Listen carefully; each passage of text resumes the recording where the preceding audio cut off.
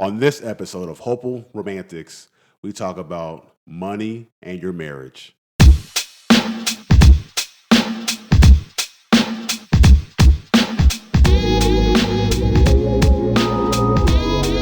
guys, welcome to a new episode of Hopeful Romantics. I'm here with my wonderful wife, Denice. Hi. And so we are tackling a big topic today. We're talking about your marriage and money. How do you relate to money in your marriage? How do you have success in your marriage with money? Money. Okay, I couldn't help it. I tried that note. I didn't want the vocals first. Yes. All right, here we go. We're already off track already, I tell you. All right, so Go. I want to share a few facts first because you know, money is such a divisive topic sometimes in marriages and just in culture, and how do you relate to money? Is money good or bad? And so we're going to dig into some of that, but I want to share some tips on how it relates to money in marriage, first of all. Right. First tip is this, stat is this. Money arguments are the second leading cause of divorce behind infidelity. So, number one reason people get divorced is from cheating. Number two is money. Think about that. That's serious. That's serious, right? That's very serious. It's a serious topic. Number two, nearly half of couples with $50,000 or more in debt say money is their top reason for arguing. So that makes sense, right? They're getting divorced, they're arguing, they're getting divorced. And so there is something about debt, right? And so, and here's the last stat I'll share. Studies say money is the number one topic couples argue about. So number two reason why they get divorced, number one thing they argue about. So it's not just being in debt, but also if you're even not in debt, it's the number one thing that couples argue about on average. Right. Wow. Yeah. That's amazing. You would never think that money would be such a big topic, but I know based on experience, that's all we can talk about. It is a heavy subject, to talk about.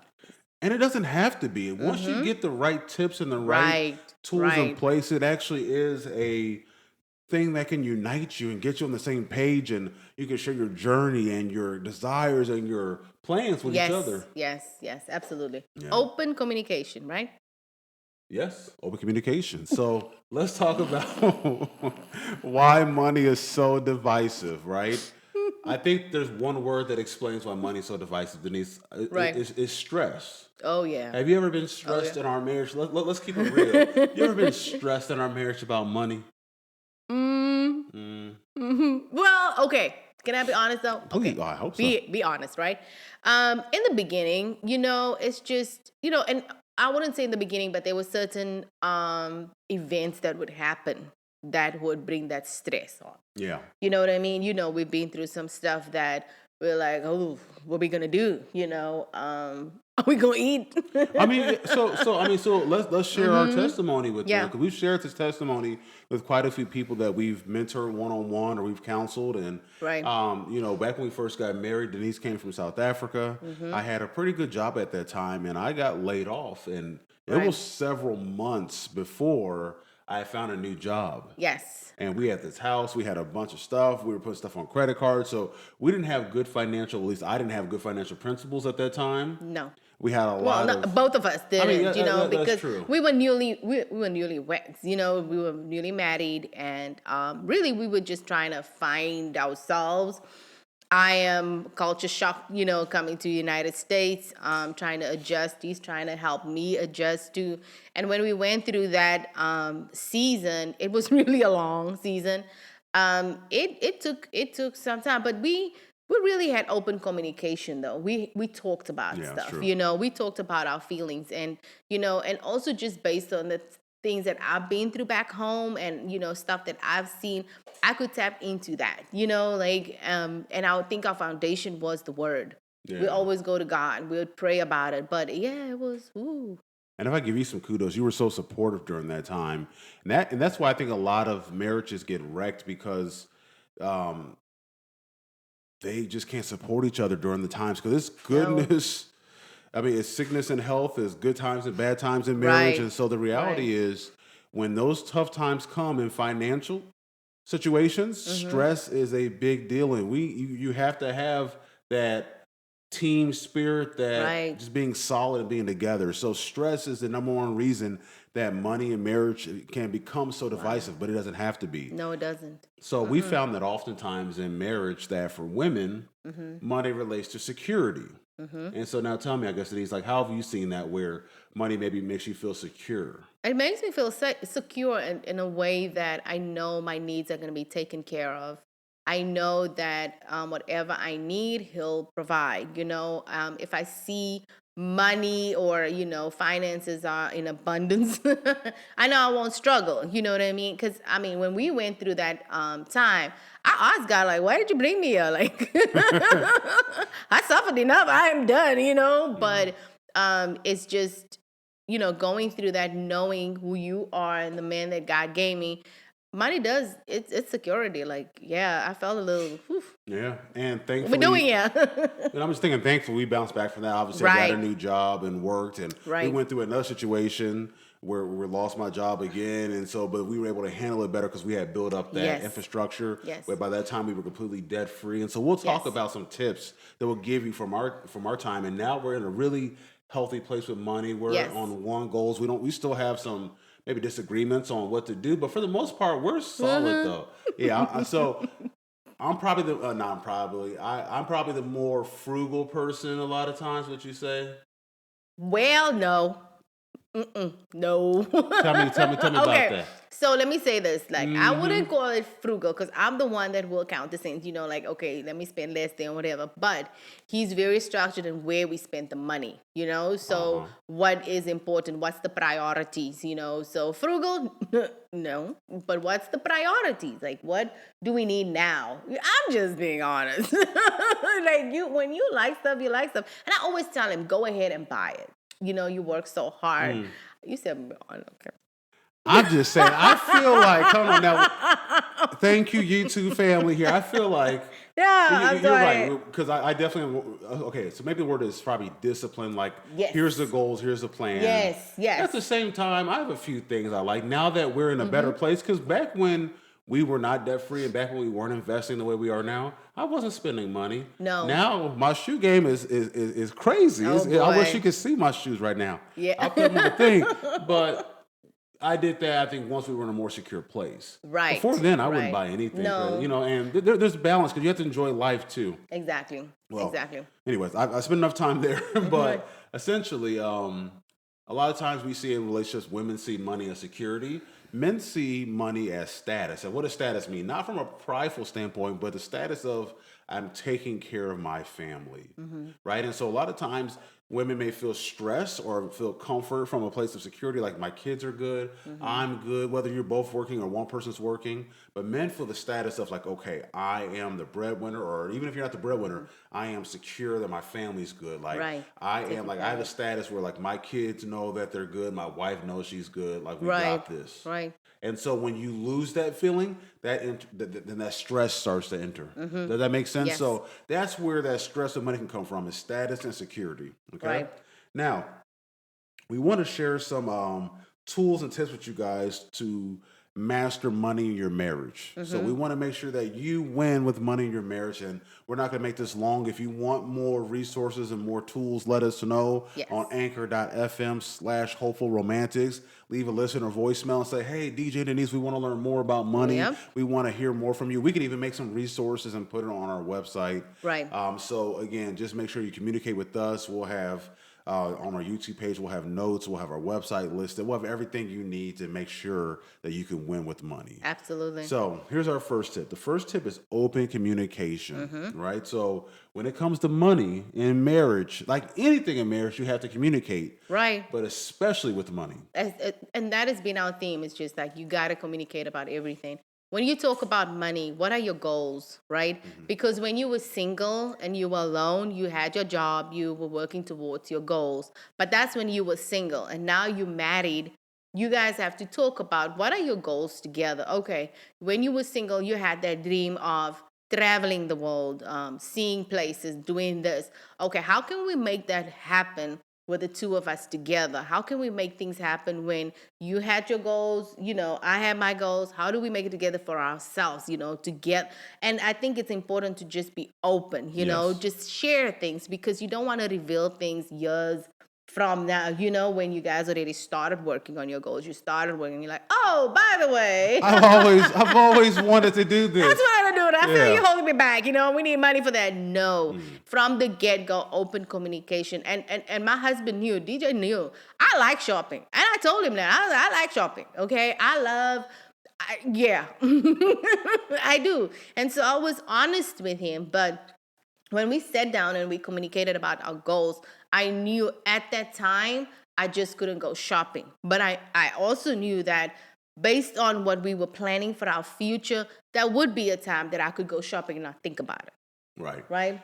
And I think that, you make a good point. That's why communication is so key. It's because if we're both talking, then we can be on the same page, and then it doesn't feel like I'm telling you, don't, no, Denice, you can't go shopping. It's Right. why are we not shopping extra right now? It's because we agree we're going this direction. Exactly. And so you have a game plan, you have a strategy, you're one team. Right. I think also sharing about your I guess expectations, right? Yes. Like, do you expect to buy a new handbag every month? Do you expect to travel every year somewhere exotic? And so, I mean, Right. if that's in your budget, that's great. That's good. Shoot, But go. to your point, it shouldn't be a surprise where you're like, No. oh, you know what? We always, like me and my family, we always go to Bali. Right. Like, why can't I go now? We always go to Cape Town. What do you mean? Like, and so that expectation. Exactly. Always talk, communicate, and be honest. Really be honest. Like I couldn't. He knew. Like and that's when we had those, gentle. I call it gentle arguments. Like, no, I do like this. This is what I like. But when I saw our goals and where we'd be from that time in 10 years or 5 years, I bought into that, and I Yeah. trusted him. I bought into, okay, this is our dream, this is our goals, this is what I want to do. I know I can, and I'm happy I did. So you got to buy it into the plan, and Yeah. stick to it, And that's a great point, Denice. Look at your short-term goals financially. So maybe it's this month. How do we want to spend our money? Maybe we realize we're overspending on eating out. This Right. month, we're going to control this spending. Right. What are your long-term goals? Okay, in the next year, where do we want to be? Maybe we want to get out of debt, or maybe we want to pay off this credit card, and Right. we want to invest in this, right? Exactly. And so you start to talk about, what are my short-term goals? And then 5 years from now, 10 years from now, where do we see ourselves? Exactly. That's what you want to communicate. Then that's a great segue to our next point that you mentioned about this, trusting the plan. Number 2 thing is there has to be a financial leader between Yes. the two of you, right? Well, and so, again, as Christians, sometimes we think that, well, you know what, the man is the head of the house. And so That's that true. means that he's It's supposed an to assumption that we make. automatically be the financial leader. But a lot of men are terrible financially. And so the advice and the tip that we have for you is figure out who is the better person Right. financially and have them lead it, right? Part of being a head of a household is being able to delegate and recognize who's best at what thing. Exactly. So- Exactly. And that's true, because I have so many friends, girls, that's really strong in finances. They know how to budget. They know how to use different tools, accessible. And so it's just, for me, I would just think that, when they meet the husband or the man, that go ahead and let her lead, because you guys will do it together. For me, I know I'm the free spirit. I'm the free bird. Like when I was alone, I did my budget. I did good, but I have a husband that's really, really good at it, and it's much better, because when I was alone, I had to do it. I had nobody else to do it for me. Otherwise, I'd be in trouble. But he's the better one. He's the leader. And so, yeah, go ahead. And again, that goes back to communication and just making Right. sure you're communicating and knowing who's better, right? You don't know who's better with it. Again, I love budgeting. That's why I call myself the more frugal person, because I love squeezing every penny, every dollar, everything Right. out of it. And so making sure that every dollar has a place where it goes, and making sure that it's just, I don't know. Like, And I love that about you. Like, I don't like the conversations, but I love the fact that he's so passionate about it, and passionate seeing us at a better place, not now, but in the future. Right. And that makes me trust him so much more. So, yeah. Okay. So again, tip number 1 is open communication. Tip number 2 is establish a financial leader within your relationship. The third tip is this. We want to make sure that we are putting the right tools and resources around you. Exactly. So what does that mean? there are all types of resources and tools that you can use to help manage your finances. The thing that worked for us early on was a man that makes Denice, it's a name that makes Denice shudder. Look, you can see a reaction. I haven't said the name yet. His name is Dave Ramsey. Okay, now, see that face? Uncle Dave. That's Uncle what Dave, I that's what we call call him. Yes. Go ahead. Well, so for us, coming from different countries, different backgrounds, Yes. I grew up middle class, and so we had everything that we needed, a lot of the things we wanted, but we weren't rich by any means. And so Denice had a different experience in South Africa growing up, right? And so we had to all get on the same page Right. financially. Like, Right. okay, why can't we drive a Mercedes right now? Why shouldn't we go and buy this thing on debt, right? And so Dave Yes. Ramsey, now you may not be a Dave Ramsey fan, and that's totally fine. We're saying that was a tool that we use and a resource we That worked used for us. that worked for us, right? And so we applied that plan. It gave us a game Right. plan. It gave us the time to communicate. Exactly. And we went forward. We got out of debt. We built up Yeah. an emergency fund. We started saving up 3 to 6 months of our income. Right. We followed the plan. Then we started investing 15% of Exactly. our resources into investments, into retirement accounts. Right. We started paying down things, started investing in college, and Right. all of a It's sudden, just yeah. it helped us with our money matters, and so for me, Uncle Dave, I didn't like, I really didn't, because I'm like, why should I do that? I don't want to do that. However, when we sat down and when that first time when he lost his job, we were in a terrible place. Yeah. Terrible place. And there was really no coming around, because it was a place where you throw the bowls in the middle and like, oh, which one landed? That's the one Which that's one going to get lands paid. first? Really, too, when it happened again, when you did lose your job again, we're in a better position. So it really is, again, buying in your plan. Dave Ramsey might not work for anybody. It worked for us. It put us in a really good position. We ate rice and beans for a while. It was delicious. Rice and beans and rice. And I think also one thing that we should mention is bring the person in, especially the free-spirited person. Yeah. Because Dave Ramsey talks about being the free-spirited person. I am that one. And so DJ would always bring like, let's have money matters meetings. So that's one of the things that you guys talk about it. And we will talk. It was harsh when literally, I couldn't do my nails. I couldn't go do my nails because we had a plan. I went to the dollar store. For those living in the United States, it's a place where everything costs $1. Yes. And I went and bought nail polish. It was okay for me. I didn't cry about it. Why? Because we had money matters meeting. I cried in the meeting. But I knew our goals and I knew it. And I'm so happy. Can I just say this, that I'm happy that it was tough talking about it, because it is money and I want stuff and I wanted to buy stuff. But I'm happy that I listened, because life is so much better now, because we sacrifice. It is okay to sacrifice. It is okay to say no to something. If you don't have the money, don't buy it. And that's one thing that I love about Dave Ramsey. Like, if you don't have it, don't get it. Right, that makes sense. And so, Denice, thank you for sharing, because there's a lot of people watching right now like, oh, I hate talking about budgeting.